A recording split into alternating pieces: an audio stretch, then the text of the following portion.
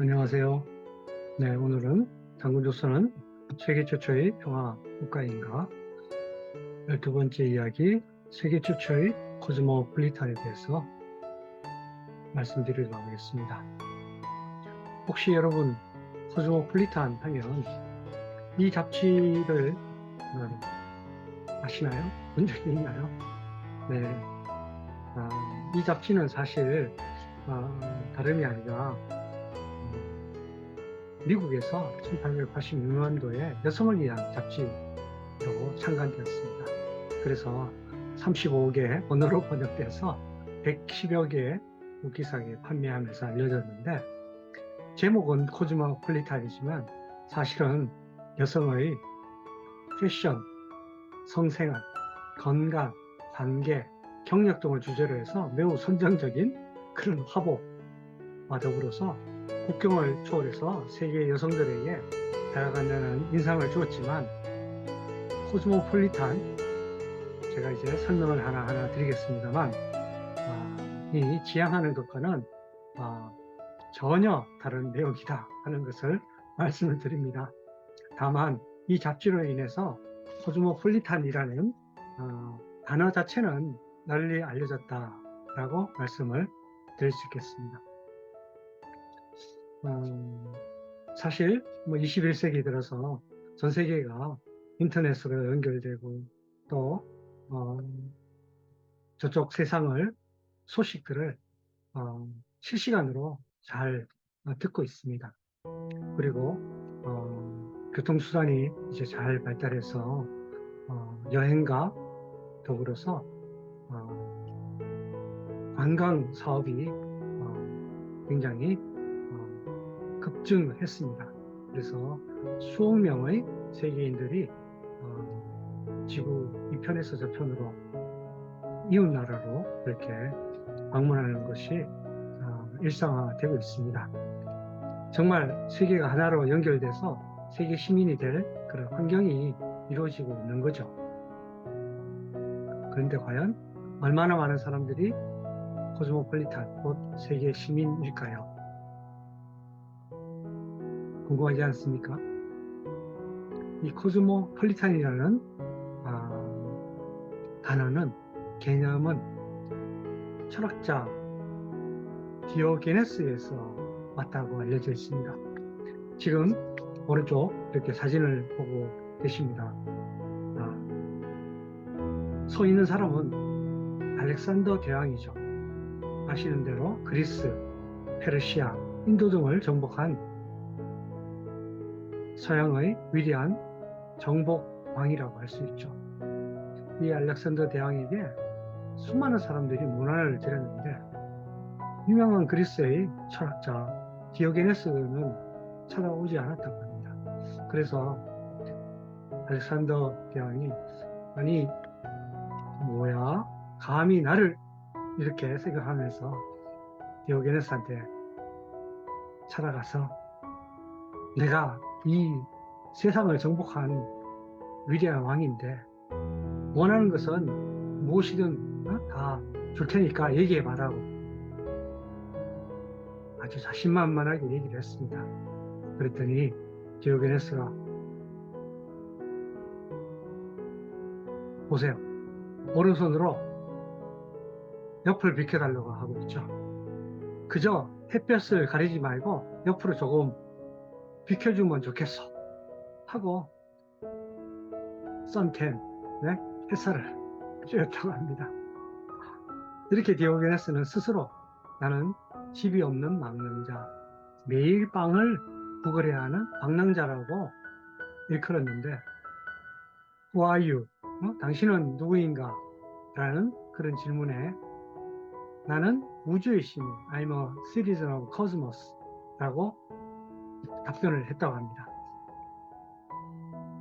우주의 시민, 이 표현은 굉장히 은유적인 표현이죠.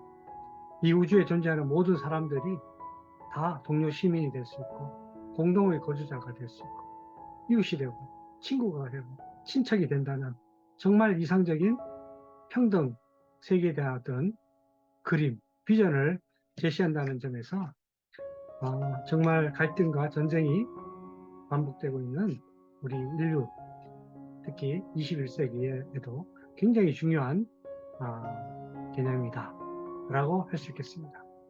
이렇게 디오게네스가 처음 우주적인 시민, 우주의 시민이라는 개념을 제시를 했고, 그 다음 스토아주의 철학의 창시자인 제노는 이를 이어받아서 하나의 법 아래 있는 우주적인 도시라는 그런 의미의 코스모폴리탄 유토피아를 제창했습니다. 제노의 얘기를 들어볼까요? 우리 인간은 모든 다른 사람들을 동료 시민으로, 같은 지역 주민들로 생각해야 한다. 그리고 한 무리의 가축들이 함께 풀을 뜯어 먹으며 공동의 방식에 의해 함께 양육되어야 하는 것처럼 모든 인간이 함께 어울려 살아가는 삶의 질서를 유지하는 하나의 길이 있어야 한다 라고 주창을 합니다. 네. 디오게네스에 이어서 제노도 모든 인간이 평등한 공동체인 코스모폴리탄 유토피아를 꿈꿔서 어떤 차별이나 배제도 넘어서는 정의로운 평화로운 세상에 대한 비전을 제시합니다. 이러한 제노에 이어서 또 로마의 철학자 세네카는 인간이 지녀야 할 시민권이 두 가지다 라고 하면서 이중 시민권을 얘기를 하는데, 바로 이 세네카의 이야기 역시 코스모폴리탄 정신에 대해서 얘기를 하는 겁니다. 세네카의 얘기 들어보시죠. 세계에는 두 가지 연방국가가 있다고 생각하자.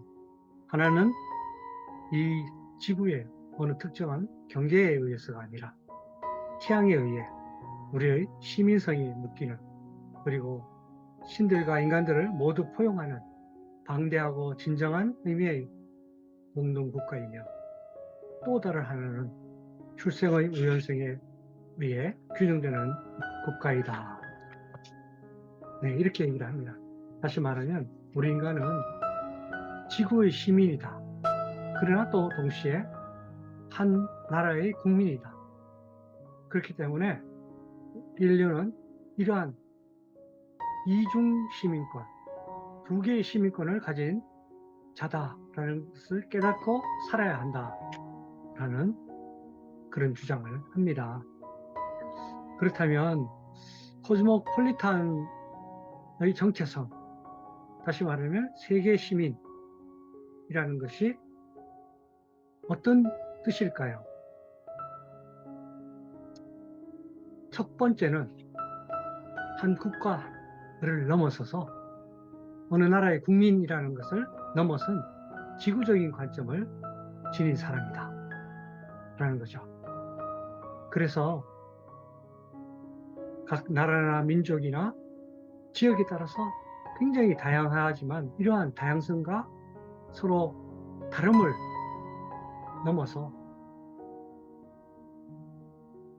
이러한 것들을 전적으로 받아들일 수 있는 그런 개방성, 또 이러한 다름에 대해서 지속적으로 예민하게 관찰을 하고 수용할 수 있는 그런 사람이다 라는 거죠. 그래서 궁극적으로 자신을 특정 나라에 속한 것이 아니라 바로 이 지구, 우주 세계에서 속한 존재로 이해하는 사람이 코스모폴리탄, 세계 시민이다 라고 말씀을 드릴 수 있겠습니다. 이러한 관점이 사실 18세기에 들어와서 독일의 유명한 철학자 칸트를 비롯한 많은 사람들에 의해서 지금까지 더 나은 세상, 지금과는 다른 더 좋은 세상, 행복한 세상, 더 평화로운 세상을 꿈꾸는 사람들에 의해서 지속적으로 발전되어 왔다라고 할 수 있는데요. 이 임마누엘 칸트는 시간을 철저하게 잘 지키는 사람으로 유명합니다.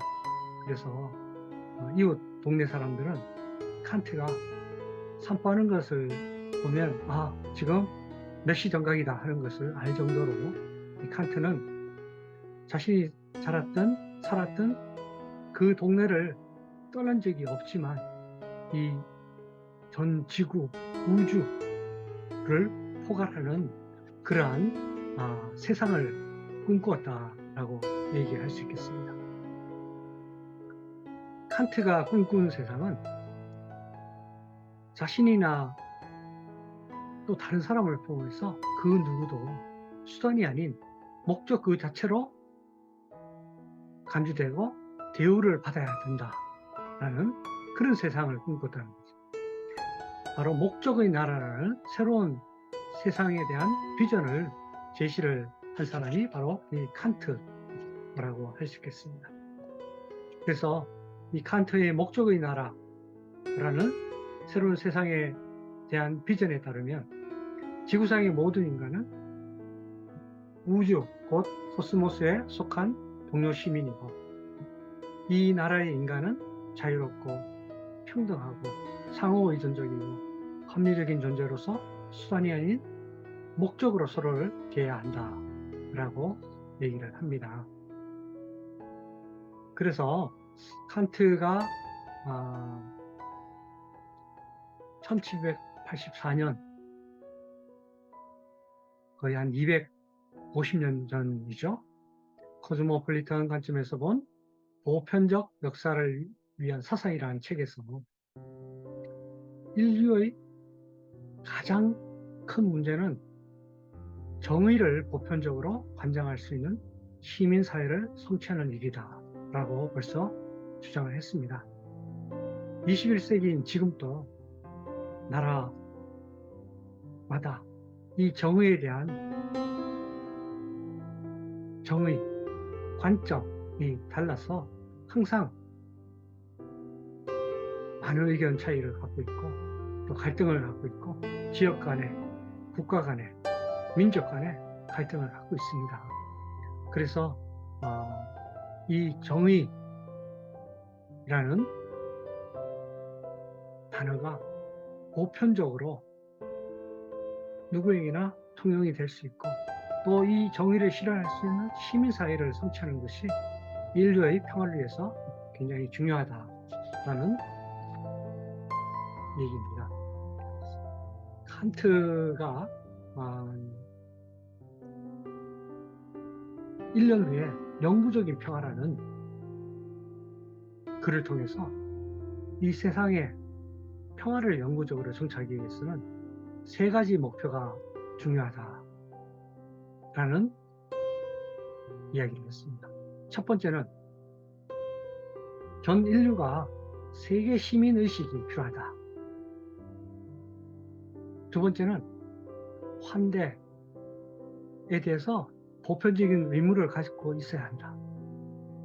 세 번째는 지구 위에 거주하는 모든 사람들이 평화와 인간의 존엄성이 중요하다. 이 3가지가 갖춰질 때 이 세상에는 평화가 영구적으로 정착된다라고 얘기를 했습니다. 사실 아직도 이 세계 시민 의식이 전 인류의 10%라도 갖고 있을까요? 네, 정말 10%만 갖고 있다면 이 세상이 더 평화롭고 더 서로를 위해서 일을 할 텐데, 각 나라 이해관계 때문에 서로 갈등하고 전쟁을 하고 있는 지금 상황을 보면 세계 시민의식도 아주 턱없이 부족하다라고 할 수 있겠죠. 그런데 이 두 번째, 환대에 대한 보편적인 의무가 정착돼야 한다. 환대가 무엇인가? 이 칸트가 얘기한 코스모폴리탄 환대가 도대체 무엇인가요? 칸트는 3가지로 얘기를 했습니다. 모든 인간이 지구 표면에 대해서 공동 소유권을 보유를 해야 된다는 거죠. 그것이 남극이든 북극이든 태평양이든 대서양이든 에베레스트 산이든 혹은 킬로만자라의 산이든 모든 인간은 지구 표면에 대해서 공동으로 소유권을 보유를 하고 또 모든 인간은 지구를 방문할 권리를 보유를 해야 된다는 겁니다. 정말 문턱이 없어야 된다는 거죠. 어느 나라를 우리 인간이 살고 있는 이 지구상에서는 아무 거리낌 없이 방문을 해야 된다. 그럼에도 오늘날에는 비자가 없으면 방문할 수 없는 또 수많은 나라가 있습니다. 그리고 세 번째는 모든 인간에 대해서 환대를 해야 된다는 거죠. 예전에 에스키모를 방문을 하면 에스키모인들은 이웃들에게 자신의 천막을 내주고 또 심지어는 아내까지 줬다고 합니다. 물론 문화적인 관습이 다 다르기 때문에 이제 그런 부분에 대해서는 일부 일처제를 고수를 하는 많은 나라에서는 말도 안 되는 것이라고 여겨집니다만 이처럼 이 환대라는 것이 참 중요하지만 또 굉장히 많은 사람에게 적용하기 힘든 그런 부분도 있습니다. 내가 환대를 받기 위해서는 또 남을 환대를 해줘야 합니다. 권리와 의무가 함께 있는 거죠. 이처럼 코스모폴리탄 환대라는 것은 한 인간을 고귀한 인간으로 이 우주에 속한 동료 시민으로 보는 어떤 연민적인 시각에서 출발을 하고요. 또 모든 인간이 개별적인 고유한 얼굴을 지닌 존재다라는 그런 시각에서 출발을 합니다. 그래서 인간의 권리와 책임을 이제 인식하는 데서 바로 이 코스모폴리탄 환대가 시작된다라고 할 수 있습니다. 우리가 많이 알고 있는 정말 이 코스모폴리탄 이웃사랑이라는 것이 무엇이고 또 이를 실천하기 위해서는 어떻게 돼야 하는가 하는 것을 한번 잠깐 살펴보도록 하겠습니다. 이 코스모폴리탄 이웃사랑, 예수님이 가르친 복음적인 어떤 이웃사랑, 석가모니 부처가 가르친 자비, 공자가 또 가르친 인, 정말 세계의 유명한 종교적인 창시자들이 얘기한 이웃사랑을 실천하기 위해서 5가지 질문을 던져봅니다. 첫째는 나와 공동체가 과연 이주자와 난민, 또 다양한 종교적인 정체성을 가진 사람들, 성적 소수자들을 이웃으로 보고 있는가? 혹은 내 이웃이 아니고 그들은 그저 내가 무시해도 좋은 사람이라고 혹시 생각하고 있지 않은가? 두 번째, 예수, 공자, 석가모니가 가르친 경계를 넘어서는 보살핌과 연대를 국가의 실정법과 상관없이 그들에게 보여줄 수 있는가? 세 번째, 나는 그들의 이웃이 될 결단과 행동을 할 수 있는가? 정말 부상당한 적군을 내가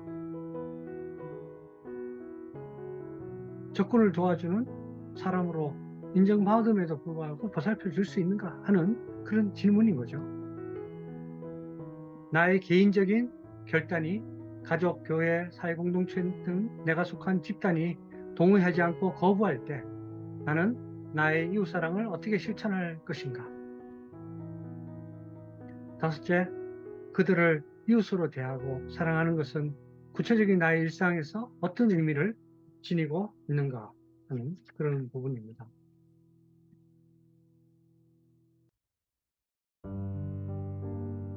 그렇다면 코스모폴리터니즘이란 과연 어떤 것일까요? 지금 말씀드린 대로 코스모폴리턴이라는 것은 한 지역이나 국가를 초월한 매우 우주적이고 지구적인 것이다 라고 할 수 있겠습니다. 그래서 국가 어떤 권력, 국가의 지배를 초월해서 탈식민화하고 탈중심화하는 것이다 라는 것입니다. 그래서 어떻게 보면 불가능한 것입니다. 바로 이 불가능한 것에 결정을 쏟고 타인에 대해서 무조건적인 연민을 보여주는 것이 바로 코스모폴리터즘입니다. 그래서 무조건적인 환대, 또 세계적인 연대와 책임, 타자에 대한 환영, 타자에 대한 우주적인 사랑을 가지는 것, 이것이 바로 코스모폴리터니즘이고, 이것이 실행될 때 세상이 정말 갈등이 없고 차별이 없고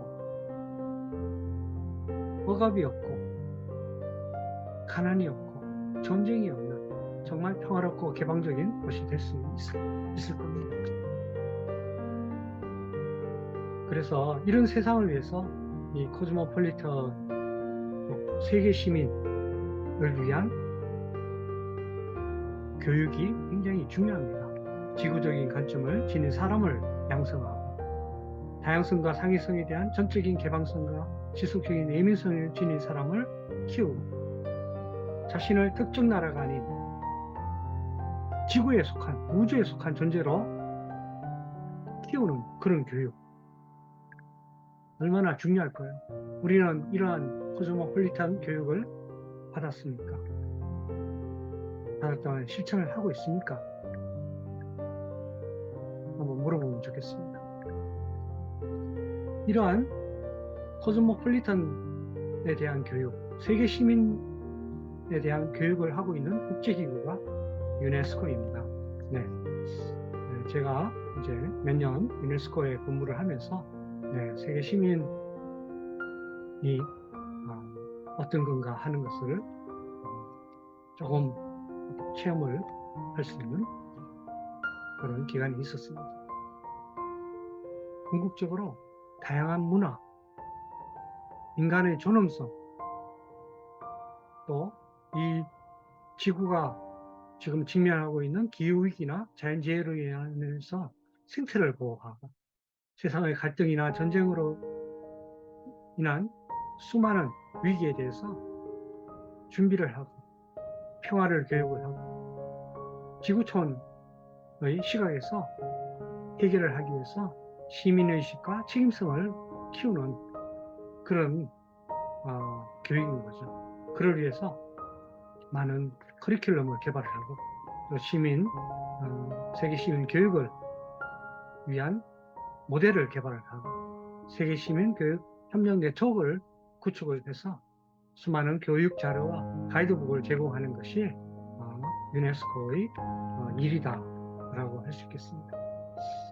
그리고 또 이 유네스코의 세계 시민 교육과 연대를 한 많은 교육기관, 학교들이 지역 단위에서, 학교 단위에서 세계 시민 교육을 위해서 노력을 하고 있습니다.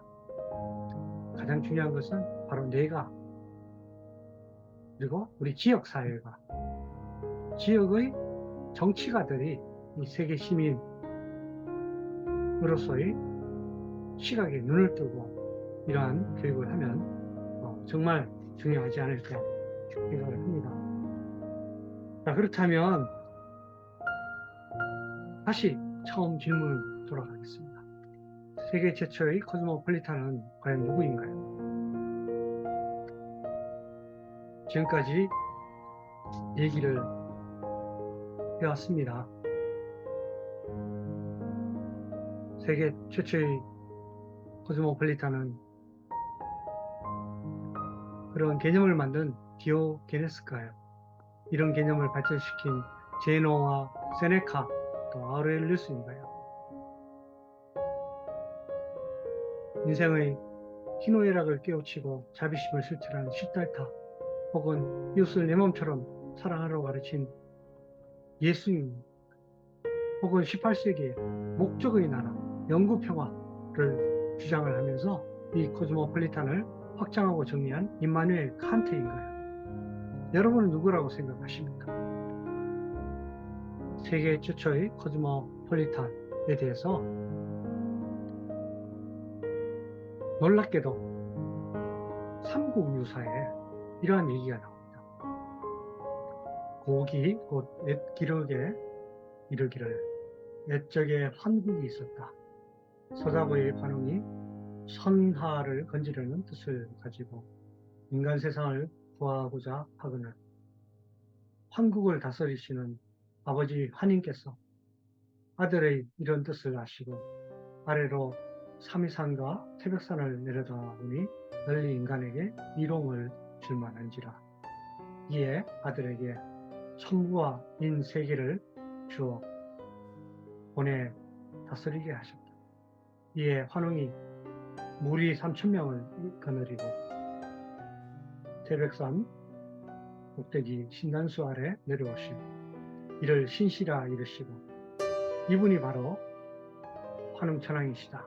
환웅께서 풍백, 무사, 운사를 거느리고 농사, 생명, 형벌, 질병, 선악을 주관하게 하고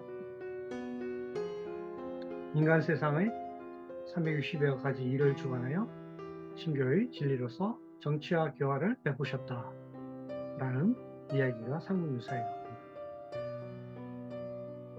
이 환웅천왕의 신씨가 기원전 3897년에 시작했습니다. 약 6,000년 전 황국이란 세상에서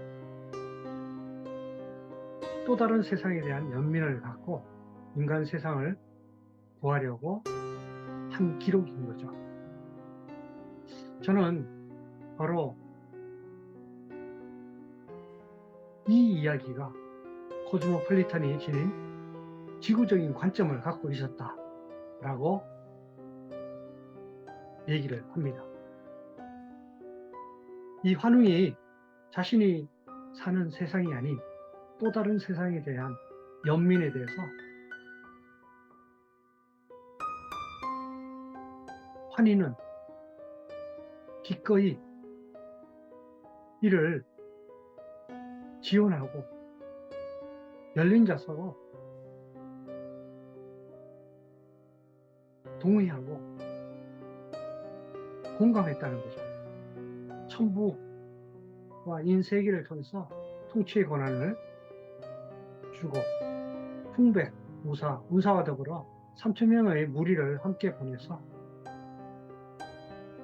세상사를 주관하게 하고 이롭게 했다는 것은 바로 다른 세상에 대해서 열려있는 마음, 지속적인 어떤 예민성을 보여주고 자신과 자신의 무리가 이 세상 우주의 일부로서 또 다른 세상을 이롭게 하는 일에 기여함을 끼치고 실현했다 라고 말할 수 있겠습니다. 바로 이런 점에서 6,000년 전에 환희, 환웅 모두 지금 21세기의 코스모폴리탄에 대한 그런 이해를 갖고 이를 실천한 세계 최초의 코스모폴리탄이라고 주장을 한다면 너무 지나친 비약일까요? 여러분은 어떻게 생각하십니까? 네, 세계 최초의 코스모폴리탄